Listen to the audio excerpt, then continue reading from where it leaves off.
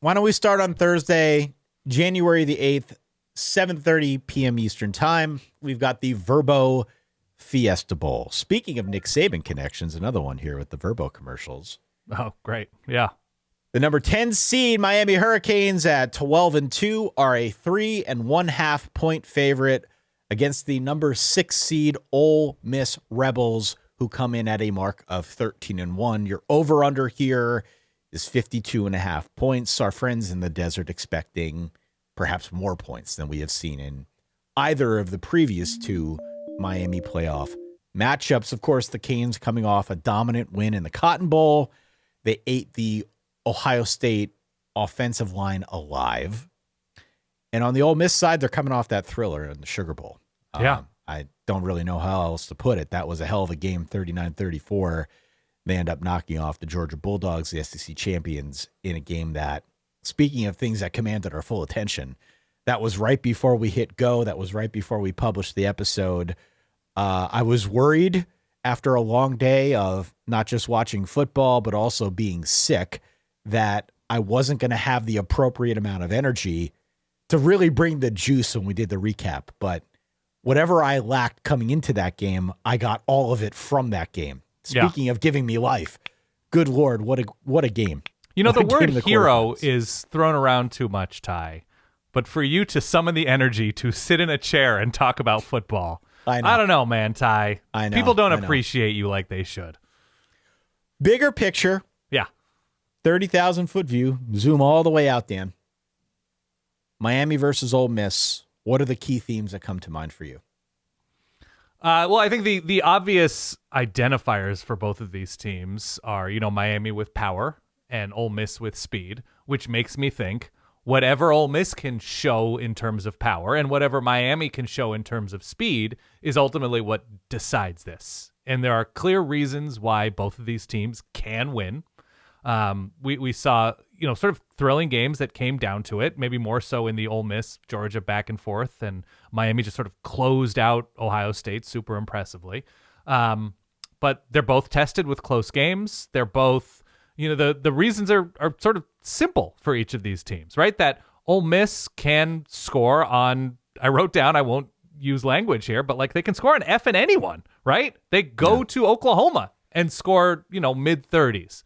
And that's sort of been their thing. I guess the only team that's really slowed them down is Washington State, but like, come on, it's Wazoo. They're going to do that to everybody. It was like 24-21, right? That was just like a down off week, a sleepwalking week for Ole Miss. And Miami has shown that it can shut down pretty much anyone, right? When they're fully operational and focused and locked in. What they did to Ohio State, by and large, was crazy impressive. Now, Jeremiah Smith got loose, and there were times where Ohio State was able to move the ball. But to hold that team down like they did, you have your classic, offense against defense, and then you flip it to see, who's able to do the other thing well enough to play a complete game. And so what I wrote down here for Miami in terms of why they can win is their defense is absolutely gnarly up front. And if that's your starting point, you're in an incredible place. They don't try to play outside of themselves on offense. We saw that against Ohio State. They weren't taking a ton of shots. They barely took any shots, basically, right? Ohio State was playing off them, so they just took what was there and converted third downs. CJ Daniels was clutch in that game. And I think Miami is playing in a confident way, right? After going to College Station and beating Texas A&M in a low-scoring game that they were able to close out late, and then beating Ohio State the way that they did, closing that game out late. And when Miami is playing with that kind of juice overall, especially on defense, the path to beating them is pretty narrow. That's how I feel, especially if they're able to move the ball and sort of boa constrict the life out of anybody they're playing, like they did at times against A&M, like they certainly did at times in closing out that game against Ohio State. This is a nearly impossible out if Miami is up to the task. Is that all track?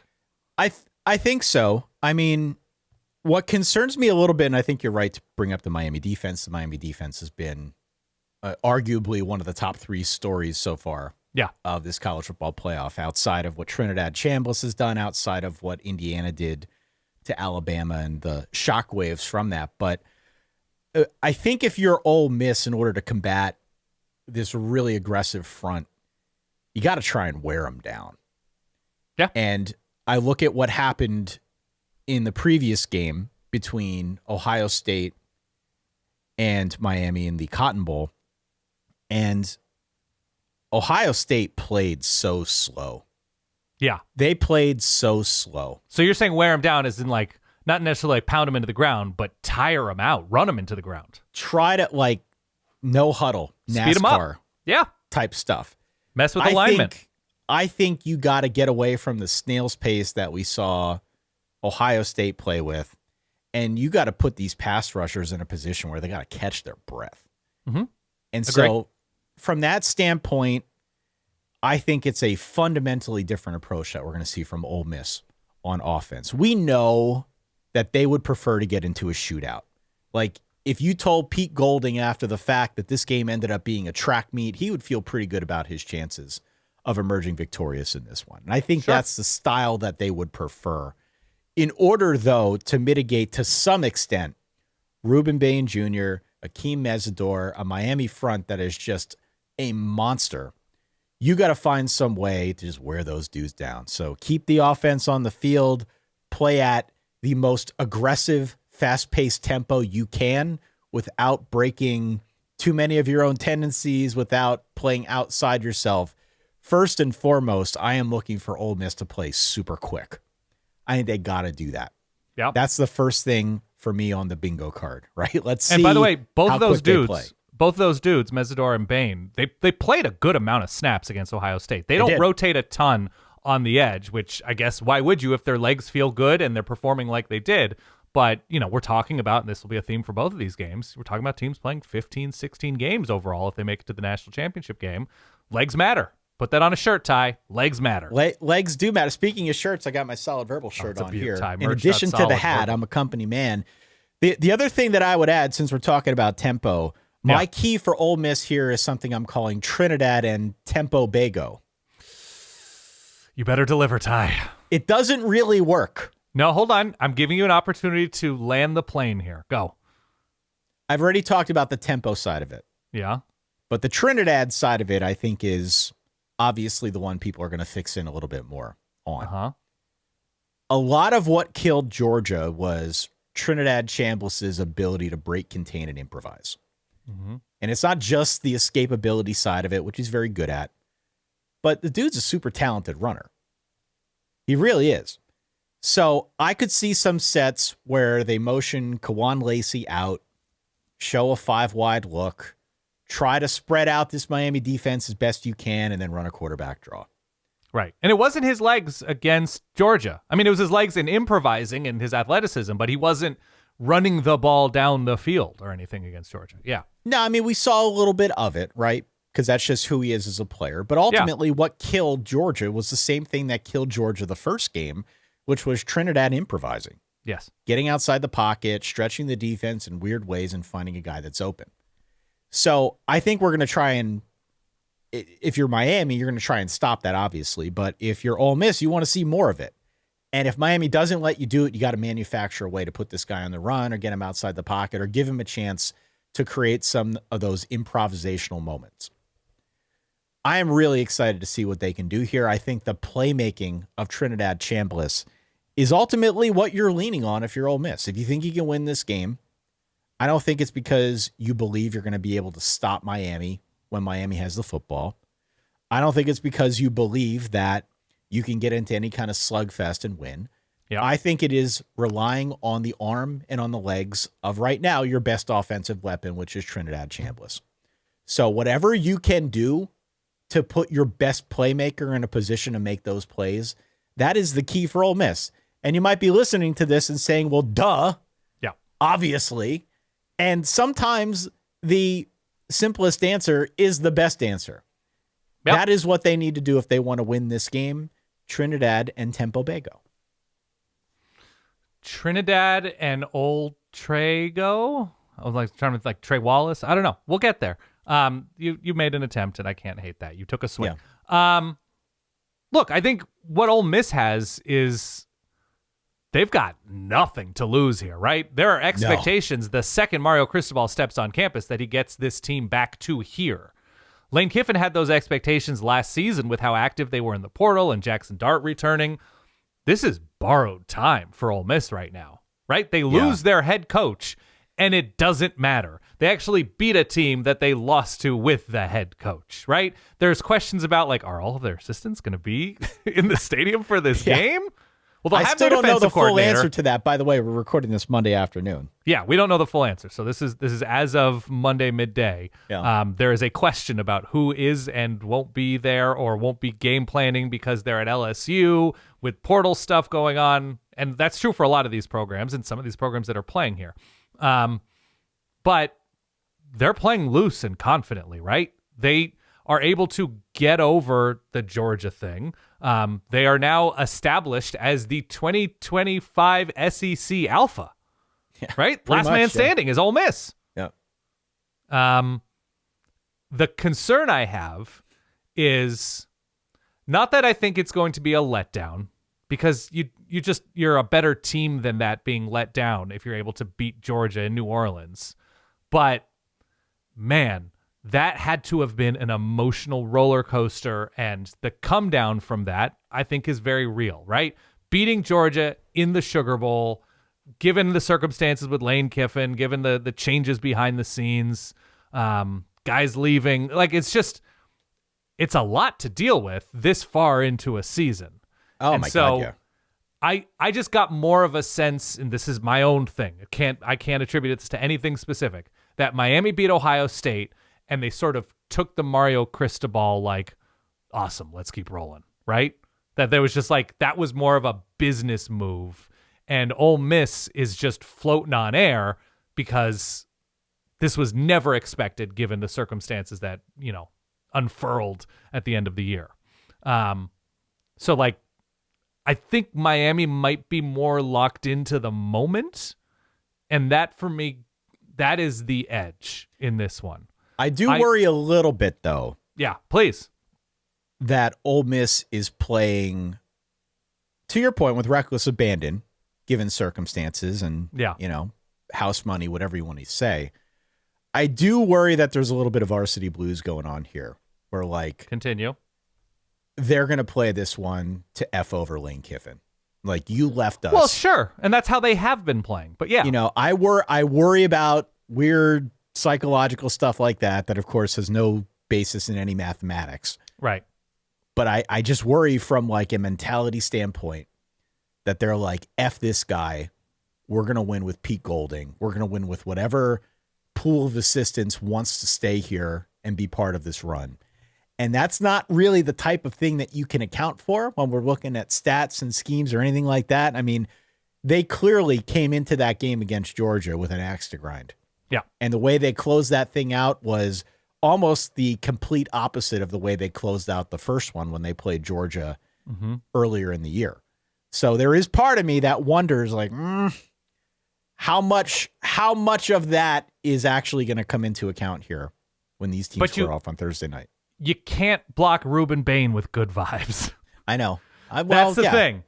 You can it's try all to tire well him and out, good. but yeah, right. the vibes aren't going to block him and stop him from sacking your quarterback. Right. And, Akeem Ezra, any of these guys, that they're just relentless, right? If they're able to force those third and longs, if they're able to force Trinidad Chambliss into improvising and not being able to get the corner, or that Miami's secondary is in a place or is better coached than where Georgia's was last week, it could be a long day.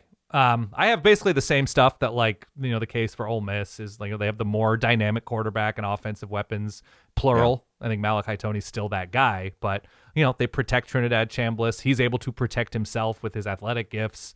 And when they have the ball, right, I think your tempo thing is on the money. I think it's be creative in the run game because you're not going to be able to be super direct with going straight at this Miami defense. And then I think even a bigger deal is this defense is good for Ole Miss. It's not excellent. It's good. Not everything it could be, I suppose. And not everything it perhaps was last season. So if you can concoct a formula to have Carson Beck see those ghosts, right? And I don't think they're going to have him responsible for going through a ton of progressions and going 5 wide and making tough, like, I think they're going to take what's given to them, and I think they're going to try to pound the ball because Ole Miss doesn't stop the run consistently, and go from there and convert red zone appearances and stop Ole Miss in the red zone to the best of their ability and try to win this game and shorten this game to the best of their ability. I think, everything holds true for Ole Miss on offense, where it's just like, if Trinidad Chambliss is able to convert those improvised plays into back-breaking third downs, that's sort of the theme of both of these games, by the way. Like, who's able to convert and stop back-breaking third down opportunities? I think it's just going to be enormous here.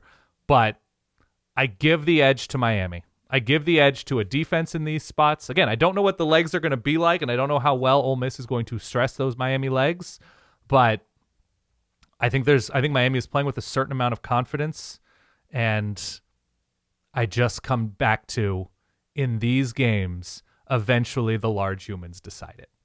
And I just come back to Miami having the better large humans to me, and it will take a little bit of pixie dust for Ole Miss to me, right? If it's a pick six, if it's a scoop and score, whether it's 3 short fields, whether it's the Malachi Toney fumble luck, not, continuing as it, he dropped a couple balls against Ohio State, but he dropped it right to himself, that, maybe the universe evens things out a little bit turnover wise.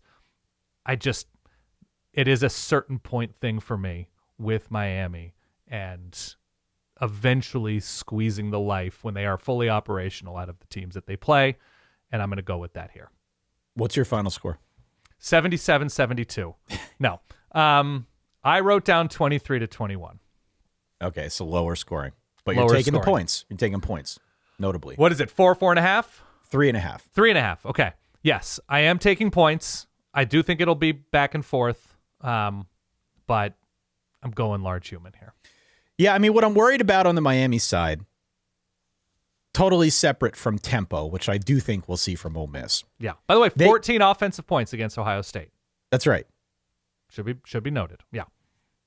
They got to figure out a way to keep Trinidad Chambliss in the pocket. Yes. And part of the reason why I liked Ole Miss last week, though I didn't predict him to win outright like you did, but we both took points at a minimum. Mm-hmm. The first time he played against Georgia, that's what killed him. His ability to get outside the pocket and make plays and improvise just pulled the defense apart, and he's very good at that. So, saw it again. My hunch is that Ole Miss would just, love to keep doing that. Yeah. So with these edge guys screaming off the edge, trying to sack him, there is obviously a risk that he's going to break contain and he's going to do the same thing. They got to figure out a way to not let him do that. Because if he does, that could be an issue. And to me, that's, I think, what I'm going to be watching for the most outside of the tempo is, can they keep this guy from just getting outside that little cocoon and killing him? Yep. But totally separate from that, one of the other ways that you could play defense against a team that would love to get into a track meet is to slow the game down. Slow it down. Almost the opposite of what I think Ole Miss is going to try to do to Miami. Miami should just do kind of what Ohio State tried to do to them. And I think they do that by getting Mark Fletcher going. You mentioned it. Ole Miss does not have a spectacular run defense by any stretch. Thus far, Mark Fletcher's come up huge in their first 2 playoff games. This should be another opportunity for him to eat on the ground. Jarmar late, yeah. So if they can get, as an extension of that, Ole Miss to maybe overcommit a little bit, try to stop him on the ground, maybe that opens up some opportunities over the top. By the way, this is the kind of matchup that I think is very ripe for a flea flicker or a halfback pass or something like that if you can get the ground game established on the Miami side of things. I'm not an offensive coordinator. I just play one on the podcast. Mm-hmm. But I think that's something that we could see them do. We know that they've got a few of those in the bag. Of course. For me, it's really a question of, do you trust the quarterback with the hot hand, or do you trust the defense with the large humans that feels like it is playing with a ton of momentum right now? Yep. And I am going to take the defense. Yeah. By the way, Georgia has terrific large humans as well, and it ultimately didn't pay off. It didn't. So it didn't. I think Miami controls the lines. I like the fact that they've got a veteran quarterback who has not been playing outside of himself at all. Right. I don't think this is a rock fight, nor do I think it's a shootout. I think it's 27-24 Miami. I guess that means I've got Ole Miss covering. I think it's the same score that Miami beat Notre Dame by back in week 1. Ooh, some poetry. A little bit of poetry there.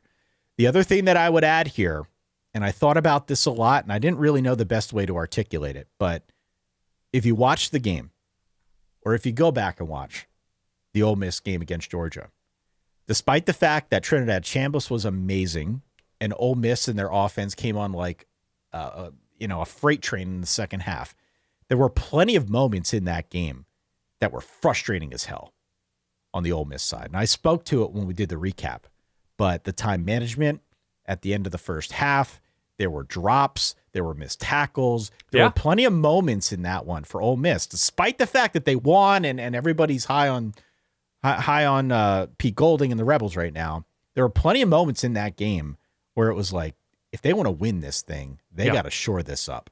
Mm-hmm. They got away with it against Georgia because the offense and Trinidad Chambliss were incredible. But I don't know if you get away with it against a defense like Miami's. So I'm on the Canes here.